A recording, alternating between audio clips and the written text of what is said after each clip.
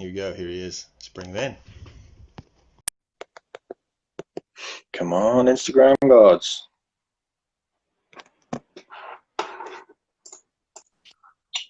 Hey, Hey mate, how are you?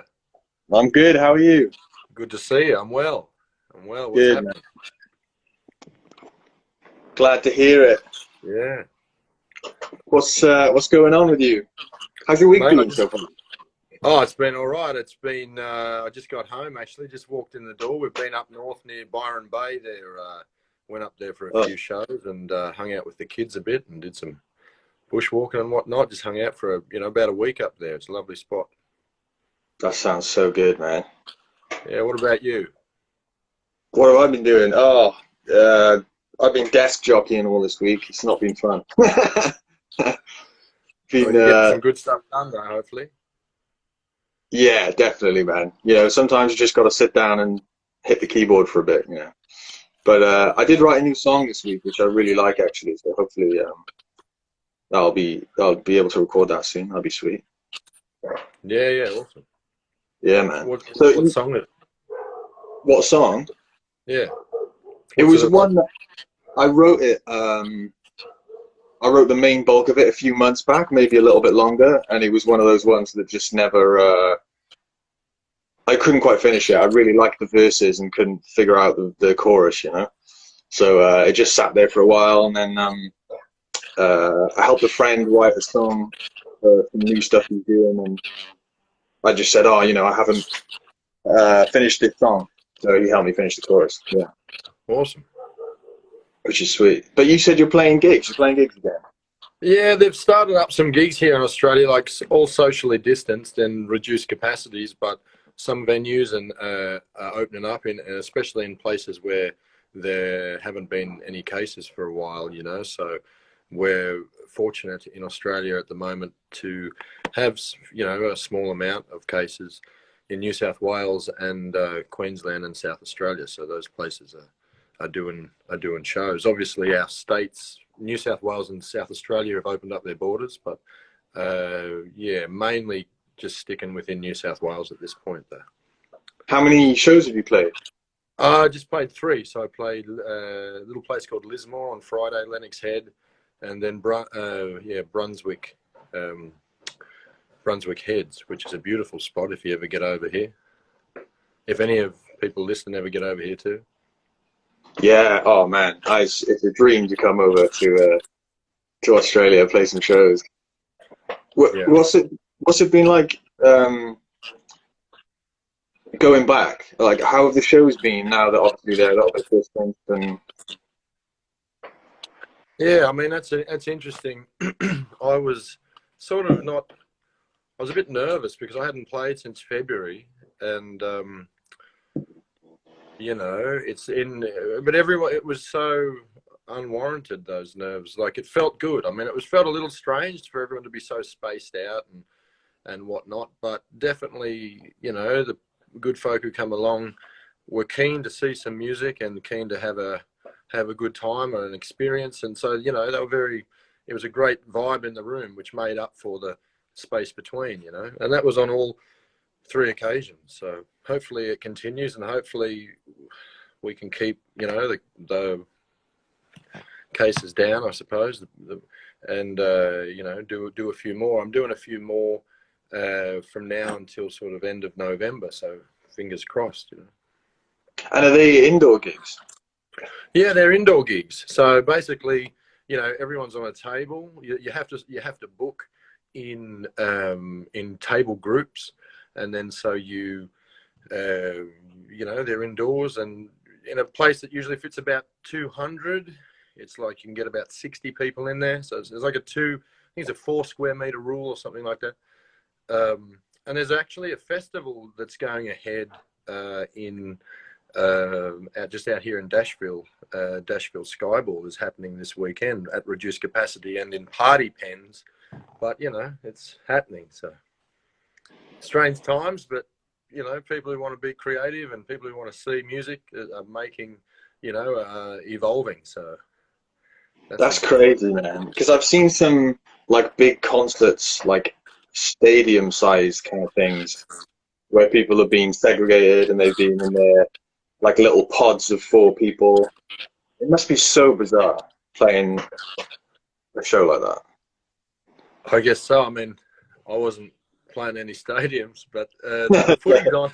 The footy's on to the stadiums, you know, so at half capacity. So, you know, there are definitely some conflicting sort of rules getting around, but I think everyone's sort of scrambling to kind of make sense and legislate around an ever-changing and ever-evolving sort of environment. So, you know, I think everyone's doing the best they can, and to you know, make sure the show goes on, so to speak, but also to be safe. Mm-hmm. And is it? I know we spoke about this briefly before this chat, but what's it like where you are in terms of like what are the rules being given to people like? Because I mean, over here it's just like it's just all over the shop. Yeah, well, I mean, it's a bit all over the shop here too. You know, there was a directive there: no dancing, no singing, no mingling. That was, you know, that was one of the good quotes. But I don't know. It's mate, I'm no doctor or scientist, so I can't comment on what's right or wrong in that space. But I can certainly identify conflicts, and there are definitely some of those. Hey. Hey mate, sorry about that. I heard that. It's definitely. I think it's the New South Wales internet. It must be, man. Sorry, you were cut off then. You were. I forget what I was saying now. Probably something about we were talking about COVID and whatnot, and the differences in the rules. Yeah. You know, hopefully it'll. Yeah, who knows? We're here, and Yeah, I mean, and people are doing the best they can, and some people aren't, some people are. So, what are you gonna do? Exactly. Well, you screw COVID. We all have so much information on that, and everyone's sick of it. So, you just put a new song out the other day, "Your Country." Yeah. Which is sick, by the way, and the video is really cool. Oh, thanks, but I'd love for you to maybe just expand on what it's about a little bit more, and maybe talk about how you're recording it and the guys sang on it with you. Yeah, well, you know, it's like you say, it's a song called "Your Country," and it was inspired by just, you know, the environmental terrorism that is ongoing in Australia. And I mean, I can't speak for other places. I know what's going on in other places in the world, but I'm here. It's going all around, you know, everywhere. Chopping down the trees, getting rid of habitat, you know, coal seam gas, which poisons the water. You know, there's all sorts of things going on, and I think it's just reached that time, and it just struck me. The song came out, and you know, it just struck me to write it and to sing it. And then on the recording, we have Julianne, my wife. She's singing on that, and then William Barton, who is one of my dear friends and just an extraordinary man of the didgeridoo and composer and whatnot, and he lent his talents to it as well. So it was, you know, it was a cool. And then Jeff Lang, this Aussie guitar player and artist, who's, you know, he's an incredible artist too, who's on it.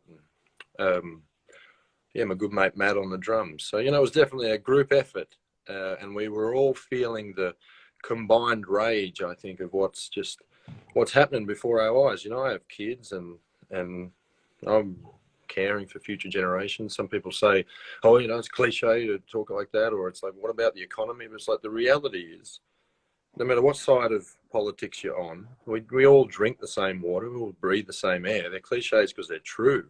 Stop fucking with it, and let's pay respect to Mother Nature and get on with the show. Renewable energy, or, you know, and drawing in our footprint, you know, stop throwing away shit. Just buy stuff you can keep, and, you know, it's just grow a garden, you know, all that stuff. We're trying to do it. I guess everyone in my immediate sphere and who I see, lots of people are doing it. Like, I'm sure a lot of the people listening and your fans and whatever, we're all aware and we're all doing it. But for some reason, it still keeps getting logged. It still keeps getting cleared. The gas extraction keeps continuing, you know.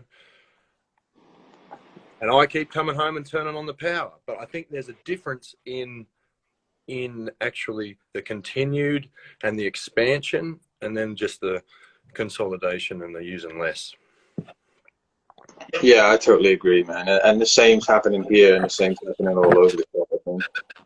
And like, you're right. Yeah, you know, you say you come home and turn the power on, but that's not where the real issues are. And I feel sometimes that, you know, yes, as individuals, we do really need to make a difference, and that collectively making a difference will make a huge difference.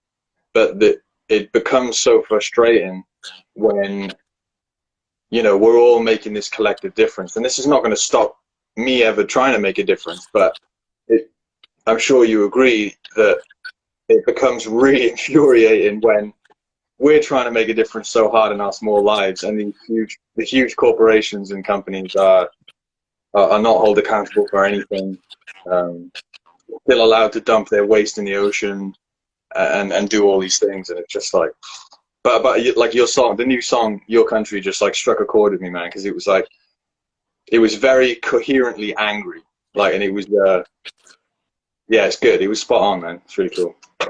Well, thank you, mate. I was just, you know, it's a pretty simple song. There's not a lot of poetry in it, but it's just, you know, it's simply articulating how I feel about that. You know, it's all, this place we live in is ours. We doesn't, you know, we belong to it. It doesn't belong to us, of course, the land, but, you know, we're part of it, and so we need to treat it well if we're going to survive. We have a choice now, and we have to make it, and that's the bottom line. And you grew up like me, I think, in like a nice part of the world. It was pretty rural where you grew up, right? Was it Riverina? Is that right? Yeah, that's right. Out in the Riverina, out in the Murrumbidgee River there, and we moved around a lot as kids. My brother and I, with my mum, and so we kind of spent a lot of time out on the plains, out around Hay and Ardlethan, sort of, and then we moved closer to the mountains where the Riverina meets the sort of southwest slopes, which is all nestled in Wiradjuri country, Wiradjuri Nation. So it's sort of south of where I am now, southwest of where I am now. Where are you at now? Where exactly do you live now? I live. So I'm thinking of some of your friends who might not know Australia well, but so Sydney, you go, you know, about 200 kilometres, southwest of Sydney, I guess, more. I'm northwest of Sydney, all over the place. I drove south today. That's why I drove 9 hours south today down the coast. So it's a place called Bellbird, and which is just in from Newcastle. Ah, I'm going to get it up on the map. Newcastle here too. There must have been some British people here at some point. Yeah, I think probably, yeah. Okay, so here's Sydney. Where am I going? Oh, this is good. So, all right, move your finger up to Newcastle. Yeah. Yep. And then they've sort of, and see how Maitland and Newcastle they can make one half of a triangle. So if you complete that triangle to the bottom, cool. to the left of that, then right there. That's where kind of we are. Yeah, exactly. Oh, cool, man. So, yeah, right on my screen. So, I mean, so where I'm from, though, if you go down to Canberra. Where am I looking? I'm looking through a screen too. Yep. So there's Melbourne. Go north of Melbourne. No, yeah. Yep. North of Melbourne. Keep going north. Stop. Go. Stop. Go east. And south again. There must be a delay. Around here. Yeah, around there. That's a pretty big. Yeah, that's it. Around that area. Good Somewhere within the thousands of square miles. That's right. You're pretty handy on that map. It's cool how you just have a map of Australia on your desk at all times.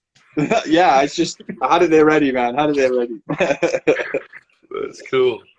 Yeah, I was going to ask you a question. I totally forgot. Oh, yeah. So where you're living at now then, obviously, like, Australia is deceivingly absolutely fucking enormous. So like on the map, you look quite close to the coast. How close are you to the coast? Oh, right now I'm pretty close. I'm about 35 k's from the coast. Mm. Oh, okay, So cool. pretty close, 35, 40 k's. But yeah, where I grew up, a lot more. Probably, closest coast would be 600 k away, I'd say. From where, Wow. maybe from where I grew up. Yeah, around there. But that's that's even close to the coast compared to where like Alice or somewhere, like right smack bang in the middle. Yeah. How far is that? What do you any idea what like the furthest point from the coast is? Well, it'd be like, I don't know exactly where that would be, but it'd have to be around. Oh no, because you could go north of Alice. Like Alice Springs area. Yeah, it'd have to be around Alice. I mean, you can go north of Alice. Bring up that map again. Let's have a look. Where is it? Yeah, like so Alice Springs here.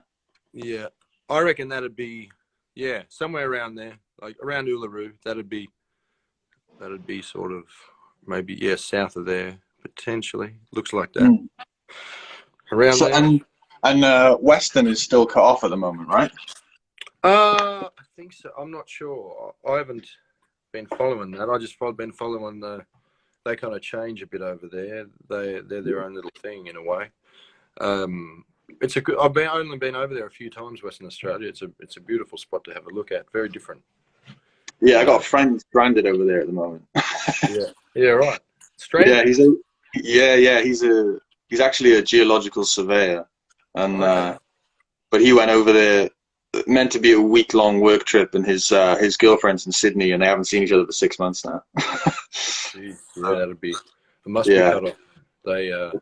Crazy. That's right. I think one of our politicians was having a big crack about it. One of our billionaire politicians here who was going to lose some money was having a crack about them closing the border. So they must have closed it.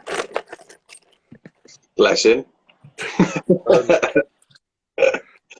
So, with I'm going to take a massive step back now, but I wanted to know, your country, did you record it remotely, or was it recorded, like, how did you do it? It was done at a friend of mine's place, who's now a friend, who I'd only just met at the time, who was introduced by another friend up at where we just come from today, actually. I was up visiting him again.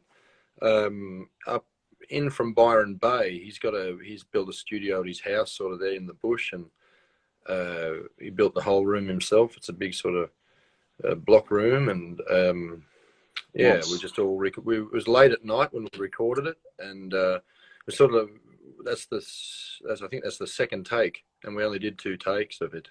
We sort of it come very quick, that song, I think, because like it was very focused, my anger at that point, because I was reading a lot about how the federal government were trying to re-establish some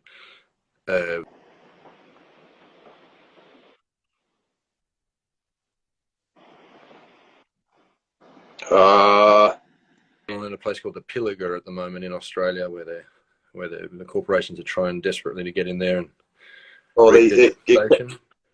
it cut you off then. Sorry, dude. You said when the government are trying to something. They cut me off. They're probably listening. They're listening, man. I was saying that at the time there was a lot of CSG sort of unfolding, and a lot of sites that were being reopened as possible exploration sites of gas under the guise of old COVID. Well, not guise, but under the smokescreen of COVID-19. They were able to, I don't know what's happening there. Maybe we should digress. I don't know. I'm going to get a knock on the door. It'd be interesting to see if we don't get cut off anymore. If we just talk about how great the government are. That's right. Yeah, we'll probably start trending. Yeah, 1,000 people. Oh my god. Yeah. Anyway. Anyway, the song is self-explanatory, and it pretty much tells you everything in the song. So we won't mention any particular sites, but I would say if anyone is interested to see what is unfolding here on the current thing, that there are 2 big battles at the moment: the Pilliga and of course Adani, which are 2 separate sorts of extraction of energy, but it's worth a look at those two particular things that are happening, because they both threaten some already endangered species, and they're infringing on some, you know, pretty good land. So it's sacred, amazing land, you know. So people, if you want to check it out. But anyway, to digress, let's talk about something else. Oh man, I'm a bit interested in that now. Well, so, check it out. I mean, you know, it's yeah. Well, yeah. we have kind of different but similar issues at the moment with, like, wow, so many things, and like so many things are being covered up. Well, not covered up, but like you said, just kind of slipped under the radar while other shit's happening. But Yep. like we've got our HS2, you know, like the high speed railway thing, that they want to run a high speed railway from down south in the UK up to north in the UK. And sorry, I think I'm feeding back. And, Yeah, they're listening to you. It's contentious because, you know, there's a lot of things that the South don't get here that the South get here that the North don't get. So in some ways, business-wise, having a high-speed rail from down south to north would be great. But because it's so long, a lot of it is running through big nature reserves and like preserve areas of land and stuff. So yeah, you know, that kind of stuff. I mean, it's a shame they can't go underground with a lot of that stuff. I mean, not that that's any better. They still poison stuff when we do that, but you know, underground would be good. I think they're already spending like tens of billions on it. Yeah. Wonderful. I mean, high-speed rail and things are. I mean, it's a tough one, because we do have to. Something has to happen, don't we? We have to change the mode in which we, if we're still going to be so, or if we're still going to move around so freely in modern society. You know, we have to figure out a way to do that has less impact and is quick. So, you know, hydrogen aeroplanes and solar speed rail, or whatever they're going to run it on, it's you know, it can work, but it's just that we have to get rid of the other stuff in order to, you know, make enough, you know, to rehabilitate and reestablish those wilderness areas. Man, I agree. So music, because I guess this is one of our main common ground. You did Your Country. I've been looking back and delving into your other album too. Sorry, I'm still alive. And you don't have headphones, do you? No, can you not hear me? I can. I can hear myself super loud. Oh, sorry. I should have fixed that. It's all good, man. Don't worry about it. I just walked in the door, so no, I've been delving back into your other stuff, and I actually had a question for you from somebody that asked if you were working on a new album at the moment or anything new. Yeah, I'm working on a new album at the moment, so hopefully it'll be out probably in about 3 or 4 months. I'd say we'll release the album. We have a few songs to put out first, and I'm still working on the back end of it. So, you know, just it's Your Country is sort of, yeah, I'm not going to give too much away, I suppose, but it's I'm looking forward to getting it out there. That's for sure. It's been a process. That's a quick turnaround. If you're still working on it and you want to put it out in 3 months, that's awesome. Well, I mean, 3 or 4 months. I mean, I'm not really still. I've figured most of it out, but you know, I sort of work right up until the end of them, because I just never know what, and then I sort of, yeah, you know, it just depends, because each one's different. But this one, you know, I could put it out tomorrow. I have enough stuff and it's there and it's cool, but for me, but I'm just still working on a few elements of it. And it's because obviously your albums there's more instrumentation than just you and guitar. Yeah, totally. So there's a bit of didgeridoo, and my wife Jules sings, and some piano. I play a bit of piano too, you know, there's some other electronic elements and whatnot. Yeah. And when you play live, what's normally your setup? Is it just you? Is it you and Julie? Do you have a band? It depends. Bit of everything. I do a lot of solo music too. I love, you know, playing solo and just in that sometimes without a PA, just playing. And then Jules and I play a lot together. And then of course I have a band with my brother Luke on the bass and Ruben on drums that we've played a lot with and over the past few years. And you know, it just varies. And I play with Matt Sherrard too, who we played when we toured the UK there. I was with my my good mate Matt, and we played duo style, just drums and guitar, and that was cool. So it just depends. Like I like changing it up as much as we can. Yeah. And still decent, I guess. Well, that's subjective, but at least committed. So when I always find this super interesting that when you're playing live, do you like how true do you try to keep to the recording of the song, or is it just a whole new experience and you differ from the song when you play live, or do they change a lot or do they stay quite similar to the recording? They change a lot.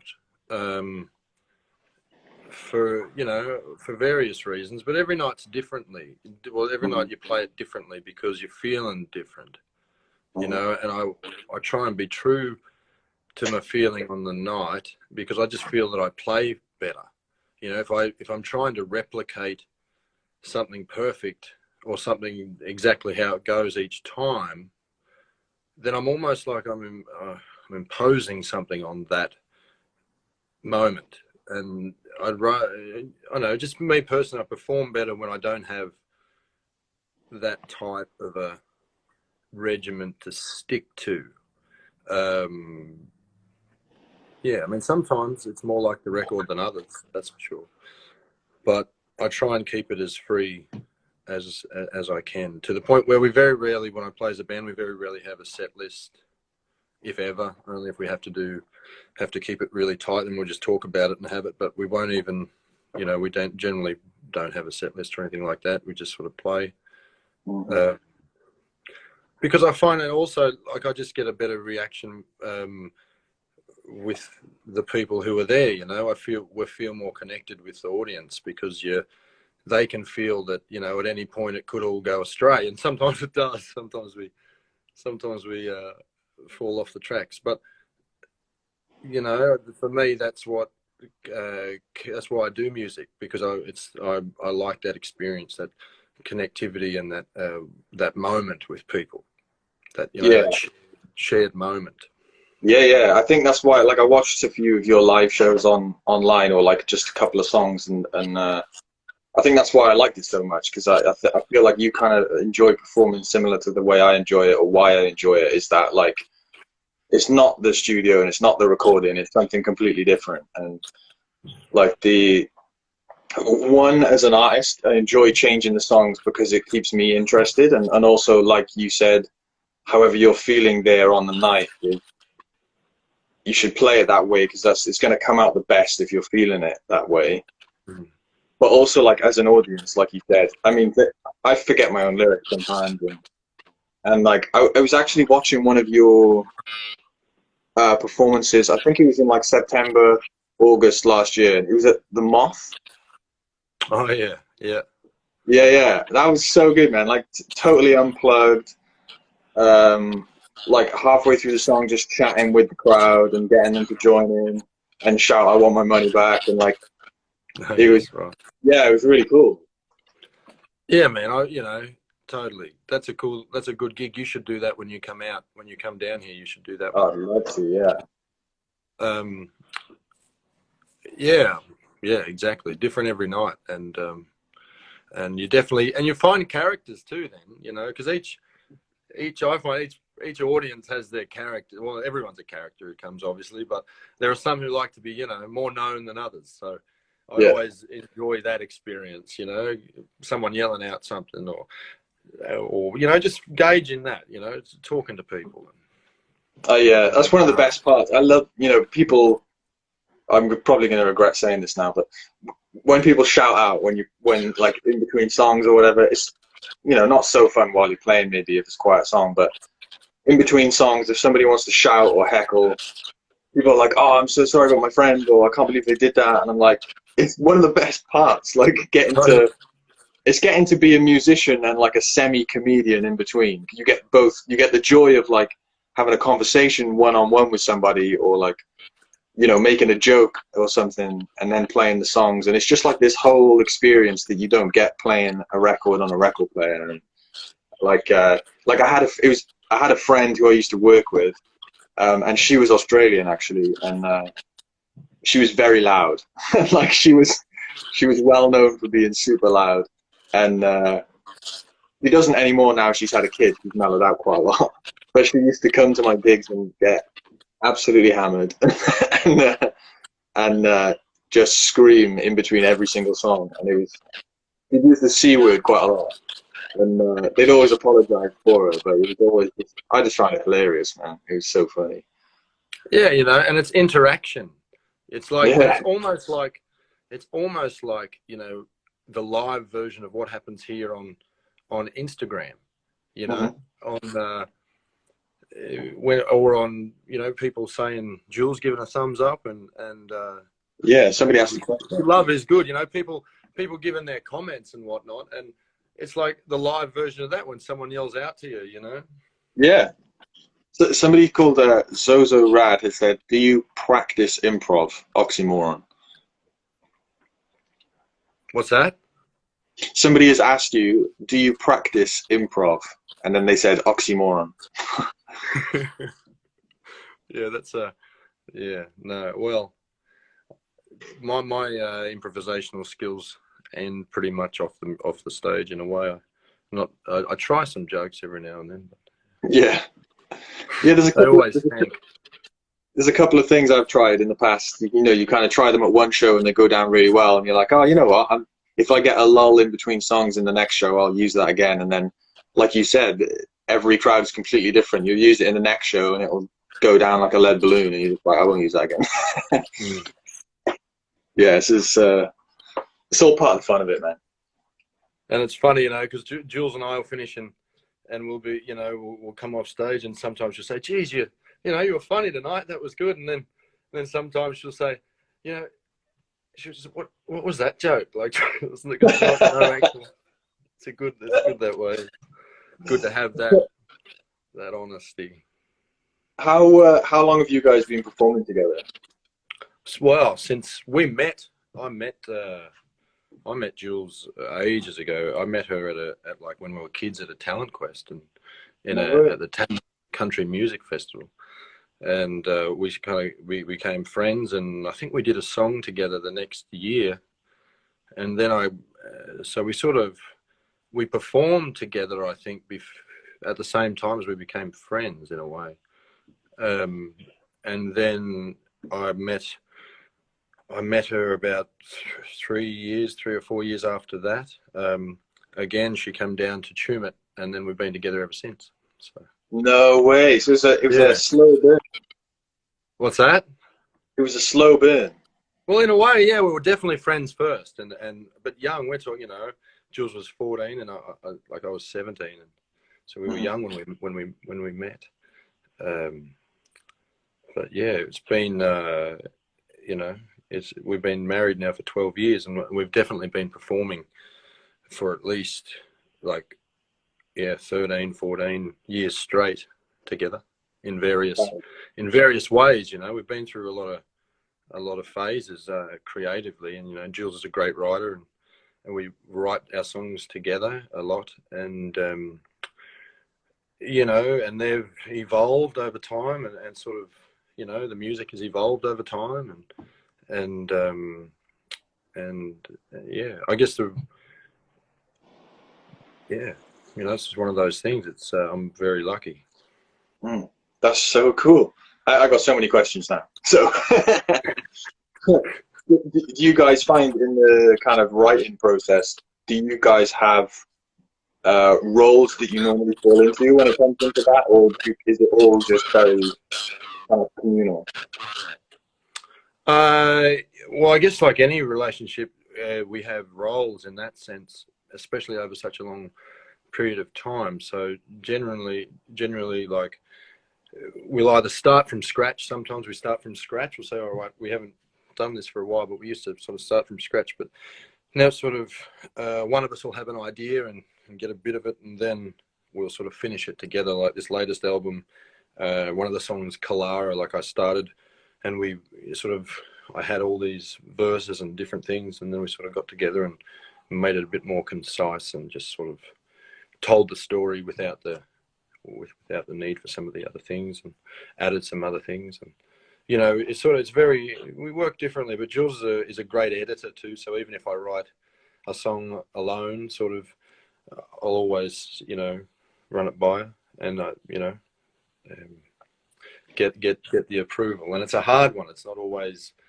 She's very honest, which is the best of any collaborator. Same as my brother, extremely honest. There's no real thought for feeling or thought for hurting any feelings or anything like that, because you need that, if we're going to tell the story. Mm-hmm. Yes, it's hard to find somebody,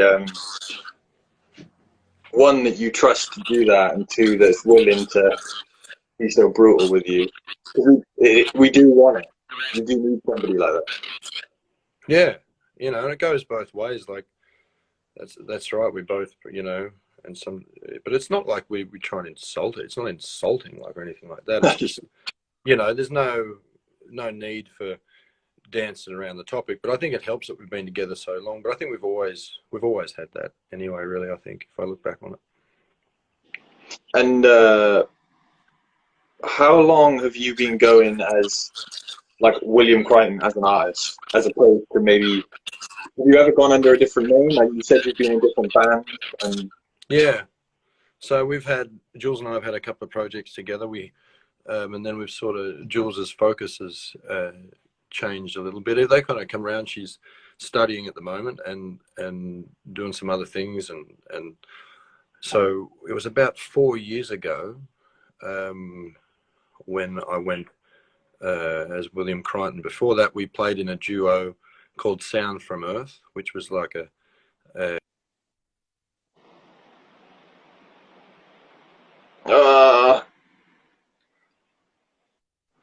got you. No, I think I'm back. I thought, that's it, we're done. I said that, I was like, we're done. Like, I thought that's like the fourth time. Not gonna come back this time, but we're back. Yeah, you're a little folk duo called Sound from Earth, and then, you know, a couple of things before that, but it was definitely, I think it won't be long, hopefully, you know, before we can play a lot more together. And also she's working on some of her own stuff as well, which will be.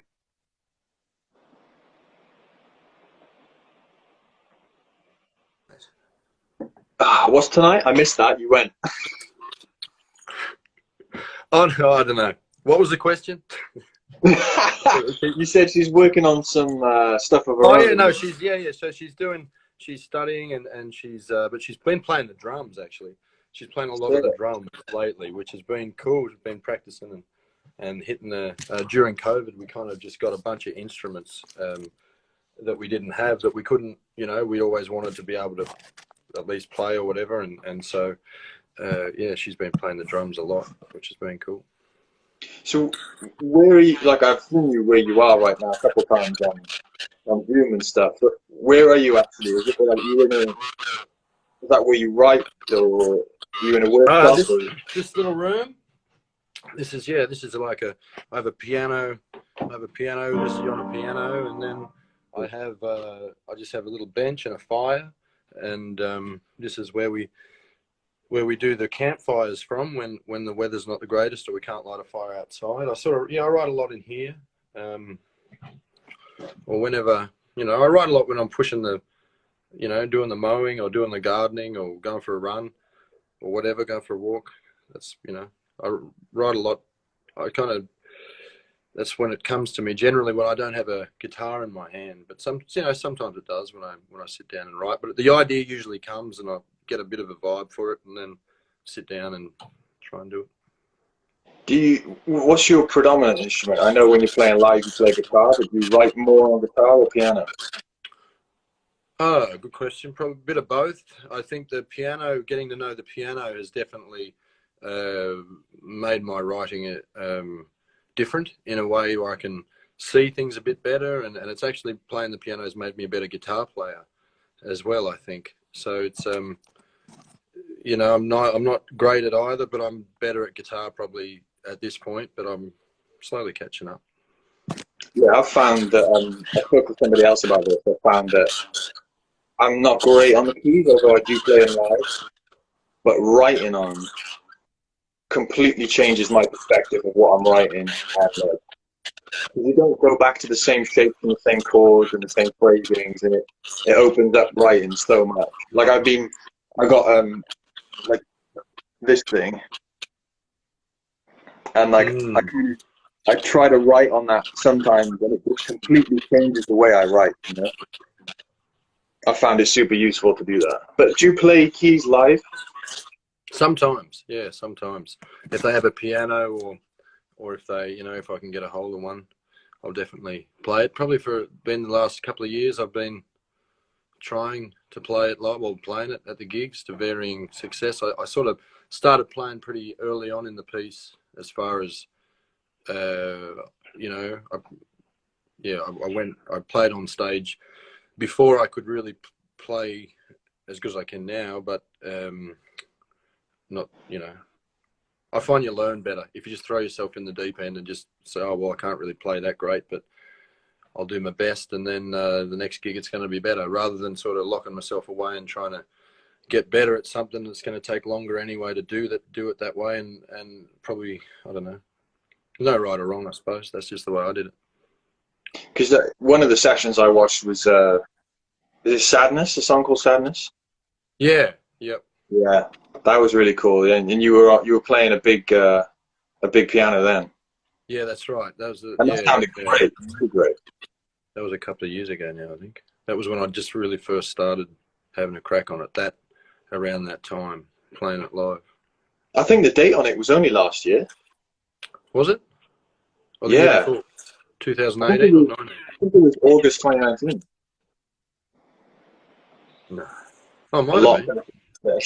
No, it wouldn't have been last year. It would have had to been the year before. It was the Empire. I don't know. Now I'm like one of those. I mean, I'm 35, but I feel like one of those older fellas that you when I meet growing up, like they'd be like, "What year was that when we did that?" I'm like, now I'm that guy. So I wanted to talk to you a little bit about, because we spoke about it before, and was when you obviously you do, is it music lessons in a prison near you? Oh yeah, yep. We do, my mate Andy and I and Jules, we do a songwriting and music lessons, guitar lessons in one of the local prisons, and a couple other prisons around the place, but mainly just this one close. And do you find that like I know how we all know how powerful music is, but do you think you see it making a difference in some of the inmates? You feel like it's or